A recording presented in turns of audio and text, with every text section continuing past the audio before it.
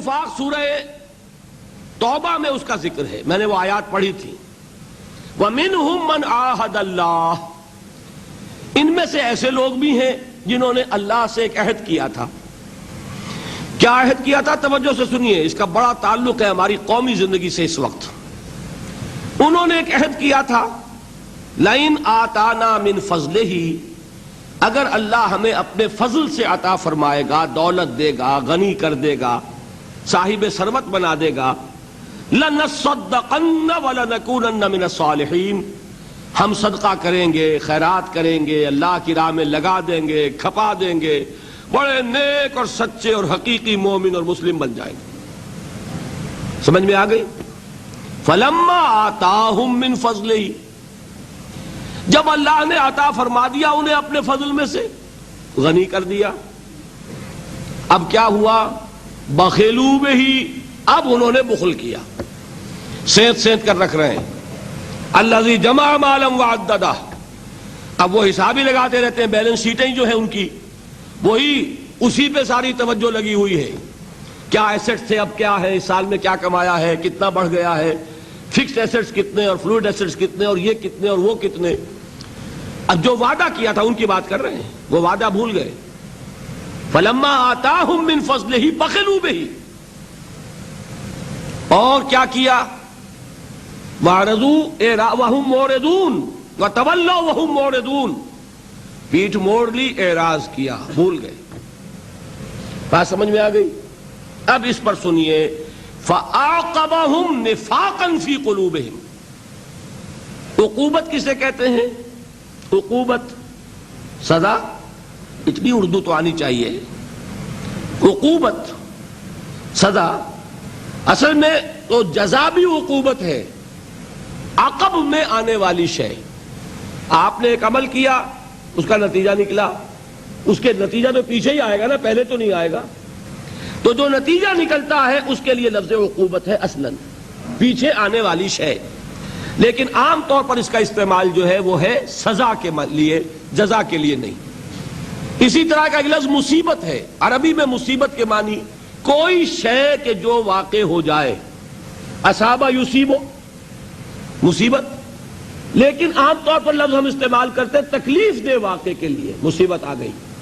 خوشی دینے والا واقعہ جو اس کے لیے لفظ مصیبت نہیں بولتے، لفظاً مصیبت کا اطلاق اس پر بھی ہوگا۔ ما اصاب من مصیبت فی الارض ولا فی انفسکم الا فی کتاب من قبل ان نبرأها ان ذلک علی اللہ یسیر۔ تو خیر یہ تو میں نے مثال دی ہے۔ اب یہاں اس کا جو لفظ آیا فَأَعْقَبَهُمْ نِفَاقًا فِي قُلُوبِهِمْ، اللہ نے سزا کے طور پر ان کے دلوں میں نفاق پیدا کر دیا۔ یہ نقد سزا جو اس دنیا میں ملی، وعدہ کیا تھا؟ اللہ دولت دے گا، اس کی راہ میں خرچ کریں گے۔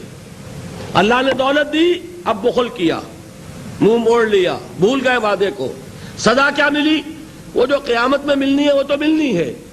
اس دنیا میں نقد سزا وعدہ خلافی کی کیا ملی؟ فَأَعْقَبَهُمْ نِفَاقًا فِي قُلُوبِهِمْ إِلَى يَوْمِ يَلْقَوْنَهُ، اور یہ نفاق اب ان کے دلوں میں رہے گا اس دن تک جس دن کہ انہیں اللہ سے ملاقات کرنی ہے۔ یہ کیوں اللہ نے ان کو سزا دی؟ بِمَا أَخْلَفُوا اللَّهَ مَا وَعَدُوهُ وَبِمَا كَانُوا يَكْذِبُونَ، بسبب اس خلاف ورزی کے جو انہوں نے اللہ کے ساتھ کیے ہوئے وعدے کی اور بسبب اس جھوٹ کے جو انہوں نے بولا۔ بات سمجھ میں آ گئی؟ ایک نفاق وہ بھی ہے جو سزا کے طور پر دنیا میں دل میں پیدا کر دیا جاتا ہے۔ یہ مضمون جس کا میں نے ابھی آپ کو حوالہ دیا ہے، یہ ویسے طویل ہے اور اس میں آیات بھی ہیں، احادیث بھی ہیں، لیکن جو جنگ میں چھپا ہے 30 نومبر اور 6 دسمبر، جو جنگ کراچی کا ہے، لاہور کے جنگ میں غالباً وہ 3 قسطوں میں چھپا ہے، لیکن جنگ کراچی آتا ہے، یہاں آپ حاصل کر سکتے ہیں۔ اس کو پڑھیے، اور اس کی کاپی جو ہے حافظ عرفان صاحب کے پاس موجود ہے۔ جنہیں اس سے دلچسپی ہو وہ اس کی کاپی حاصل کر لیں، فوٹو سٹیٹ لے لیں، پڑھیں۔ اس میں میں نے بیان کیا ہے یہ نفاق کی سزا ہے جو آج پاکستانی قوم کے اوپر اللہ کی طرف سے مسلط ہو گئی۔ کیوں ہو گئی؟ کیا وعدہ کیا تھا ہم نے؟ اے اللہ ہمیں پاکستان عطا فرما، کیا کریں گے؟ تیرا دین قائم کریں گے۔ کیا کہا تھا قائد اعظم نے؟ Was he not the spokesman of the nation? پوری قوم کے تھے نا، پوری قوم کے طرف سے بولنے والے نمائندے. ہم پاکستان اس لیے حاصل کرنا چاہتے ہیں کہ ہم اس میں اسلام کے اصول اخوت و حریت و مساوات کا عہد جدید میں ایک نمونہ پیش کریں. یہ کہا کہ نہیں کہا؟ اور بر صغیر کے گلی کوچے درہ خیبر سے لے کر راجکماری تک اور مکران سے لے کر چٹاگان تک اس نعرے سے گونجے کہ نہیں گونجے کہ پاکستان کا مطلب کیا؟ لا الہ الا اللہ. اسلام قائم کیا آپ نے. میں کسی ایک شخص کی بات نہیں کر رہا. قائد اعظم تو خیر بہت جلدی اللہ تعالیٰ نے ان کو بلا لیا، وہ اللہ کے پاس ہیں، ان کا حساب کتاب اللہ کے پاس ہے. اصل معاملہ انڈیویجول کا نہیں ہے، میں قوم کی بات کر رہا ہوں. قوم نے کیا کیا؟ ہم نے بھی کارخانے بنائے، فیکٹریاں بنائیں، محل بنائے. وہ لوگ کہ جن کو قطعاً توقع نہیں ہو سکتی تھی کہ وہ اتنے اعلیٰ عہدوں پر فائز ہوں گے، ان کو مواقع ملے کہ نہیں ملے. جو تصور نہیں کر سکتے تھے کہ ایسے کاروبار جما سکتے ہیں، انہوں نے کاروبار جمائے کہ نہیں جمائے؟ صرف یہی کیا یا دین کو قائم کیا؟ حال یہ ہو گیا وہ لوگ جو پاکستان میں رہتے تھے، جنہیں واقعہ یہ ہے کہ کوئی قیمت نہیں دینی پڑی پاکستان کی، ان کی بات چھوڑ دیجئے. جو گھر میں دولت مل جائے اس کی قدر و قیمت کا احساس نہیں ہوتا. جو لوگ ملک چھوڑ کر آئے، جنہوں نے آگ اور خون کے دریا عبور کیے، انہوں نے بھی آ کر کیا کیا؟ جس کے پاس 4 پیسے ہوئے برقع اتر گیا. یہ کیا ہم نے. آپ دیکھیے اپنے معاشرے کے اندر کیا ہوا ہے. یہ اس کی سزا ہے جو نفاق کی شکل میں آج آپ کے معاشرے پر ہے. وہ جو نفاق کی میں نے آپ کو عملی حدیثیں سنائی تھی، سوچئے ہمارے معاشرے میں جھوٹ، دغا، فریب، وعدہ خلافی، کم تولنا، رشوت کیا ہے؟ کون سی برائی ہے کہ جو ہمارے معاشرے میں آج نہیں، جو ہمارے قومی کریکٹر کا جز بن چکی ہے؟ یہ ہے وہ بدترین سزا، وہ نفاق عملی کہ جو آج پوری پاکستانی قوم پر. افراد ہیں اب بھی، لیکن افراد کی بات نہیں ہے، وہ مستثنیٰ ہوتے ہیں.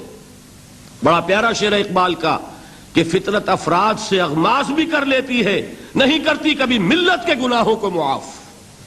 افراد کے ساتھ نرم معاملہ ہو سکتا ہے، لیکن کلیکٹیو ایک جرم، وعدہ خلافی، میں سمجھتا ہوں کہ تاریخ میں شاید اتنی بڑی اجتماعی وعدہ خلافی نہ کی ہو کسی قوم نے. کہ ہم نے ملک مانگا صرف کس لیے؟ جو دعائیں مانگی ہم نے، میں ان میں سے ہوں کہ جو خاک اور خون کے اور آگ اور خون کے دریا عبور کر کے آئے ہیں پاکستان. میں نے اور میرے گھر والوں نے 170 میل کا سفر 20 دن میں کیا ہے. حصار سے سلیمان کے ہیڈ ورکس تک 1 لاکھ کا پیدل قافلہ 20 دن میں پہنچا ہے. راستے میں وہ کچھ کھایا ہے جس کے کھانے کا تصور انسان نہیں کر سکتا. وہ پانی پیا ہے جوہر کا جس کو دیکھ نہیں سکتا انسان. یہ سب کچھ کر کے پاکستان آئے. لیکن آج بتائیے کہ وہ قوم کہاں ہے؟ وہ وعدے کہاں ہیں؟ وہ اسلام کہاں ہے؟ وہ اسلامی حریت کہاں ہے؟ وہ اسلامی مساوات کہاں ہے؟ وہ اسلامی اخوت کہاں ہے؟ وہ اسلامی معاشرہ کہاں ہے؟ اسلامی قانون کہاں ہے؟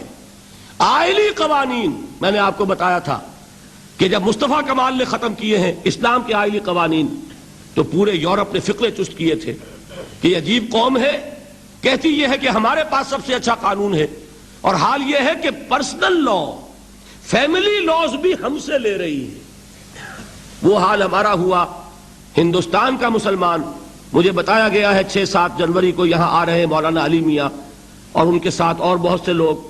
پرسنل لا کے معاملے میں، آئلی قوانین کے معاملے میں ہندوستان کی سپریم کورٹ نے صرف ایک فیصلہ دیا ابھی، اور وہ ایک تھوڑی سی تبدیلی کی ہے اس میں، اور اس پر مسلمانوں کا وہ رد عمل ہندوستان میں ہوا ہے.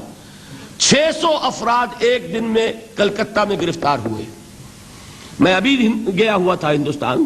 انگریزی اخبارات میں نے بامبے میں جو ڈیمونسٹریشن کیا مسلمانوں نے، اس کے لیے الفاظ یہ تھے، پورے صفحے کے اوپر تصویر: A mammoth demonstration by Bombay Muslims against the verdict of the Supreme Court. Patna میں جلوس نکلا ہے، فائرنگ ہوئی ہے، 17 آدمی جو ہے اس میں زخمی ہوئے ہیں. کتنے بعد میں ان میں سے شہید ہو گئے مجھے معلوم نہیں.